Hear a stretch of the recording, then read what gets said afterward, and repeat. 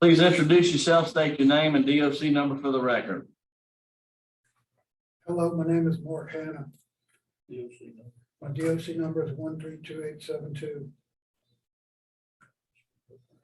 All right, Mark, my name is Kelsey, along with Ms. Cheryl Renata, Mr. Alvin Roche will be your panel. I'll explain the process to you, read some information to the record. Have a parole interview, ask you some questions. You can respond. At the end, you can make a statement. We'll take a vote. You understand the process? Yes, sir. So you have Mr. Darrell Miles at appropriate time. He can speak on your behalf. Mark Hanna, DOC number 1328872. You're a 7th class offender. Parole eligibility date 10/20/2019. Good time 8/15/2026. Full term 9/16/2029. 14-year sentence, 11 months, 4 days. Simple burglary, legal possession, stolen things, simple burglary of inhabited dwelling. Does that sound correct? Yes, sir. All right, Mr. Hannah, we'll find this out first. Tell me about all these disciplines. I need to know about your disciplinary history here. Not very good. Tell me about your write-up. The write-up started at Hunt, mostly at Hunt. Now, I had a little thing with my cellie at Wade. He was grabbing my tray and stuff coming out when I was in the cell block there when I first got there. I didn't hurt the guy. He was really a small guy in my cell. He had a bad mental problem. And I tapped him on the shoulder to try to remind him to quit grabbing my tray. The officer saw that and wrote me up for it. And technically I was guilty of the offense. And took my lip for that and stayed out of trouble for a while. I was eventually transferred to Hunt. And my write-ups at Hunt began with getting the lights turned on. And I did have a lot of conflict with the other inmates there and with the officers about having a light on in the dorm. I was studying calculus at the time and trigonometry and stuff, so what I spent all my time doing. And they had the lights off all the time in the place. And I got off on a bad foot with some officers there. I talked bad to one officer in the pill call line one time. I didn't get in her face, but I talked bad to her. That was during the pandemic about getting the mask on. I was covered with scabies at the time. And going to the disciplinary court, I did admit that I did it in the disciplinary court. They may have changed it up a little bit by the time I got there, but generally I was guilty and admitted to it. The other write-ups I got, really, I had a fight with a guy back in the dorm and got locked up for that. I actually got found not guilty of that. And but I had another fight with a guy in the cell block, and I kept getting trapped back in the cell block, and got off on the bad foot with some of the officers in there, and I lost track of a few of the write-ups. I don't remember getting A lot of fighting, a lot of defiance, a lot of aggravated disobedience. You do have a contraband in 3/12/2021. You remember that one? I don't remember getting that one, and I do keep a journal of my write-ups and everything that happens.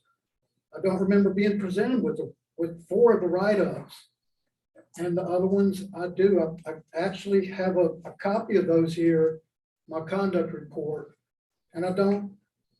How long have you been there? Here at RCC, I came here in September.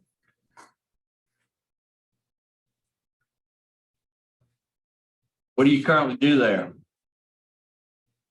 What am I doing here? Yeah, what do you currently do? You work? You do something there for the facility? Anything? I study all the time. I'm still studying calculus. I went pretty far in it. I'm also in Ashland. What do you study? Your what? I'm in Ashland University, taking a So course is in that that. calculus for you in Ashland? Calculus is not involved in my Ashland. I've been studying that on my own. My sister sent What me for? some. Yeah, why? I'm just asking. Well, I'm gonna be, my plan is to make really nice cabinets, and the motifs involve scrolls and other curves that you have to be able to form those You have to find out what the slope is at a certain point in a curve to join it to another kind of curve for the decorative motifs. In the So you're a woodworker as well? Yes, sir. I'm a carpenter and a woodworker with cabinets and cabinetries. What's your plans if you were to be released? Where are you gonna go? What you gonna do? My first job probably will be in construction. I have some names of some guys that were in the Kairos, and I had another former inmate that was released, and he's doing well out there. He said he'd put me to work. I have their names if you want them. That's okay. I got a lot of information here. Okay. I see you have the, we're gonna go ahead, Warden, you got any information for me, Warden? Well, Mark's kind of like the other guy. He's assigned to our field crew, but they don't go out because of the staffing. We did have an update. We checked, he received notice that we didn't have in here where he's been accepted or housing plan with the first 72. I think the man will be speaking about that in just a minute. Other than that, he stays in school a lot. All right, well, we're gonna hear from, we'll get a brief statement from Mr. Daryl Miles, please, brief statement. Yes, sir. Good morning, Chairperson and members of the Louisiana Parole Board. All We represent the first 72 plus have desired to represent Mr. Hanna and to accept him into our program. Our program consists with helping Mr. Hanna transition back into society smoothly. We have a housing transitional program that will assist him with establishing a bank account, employment, and housing. In that process, Mr. Hanna would be required to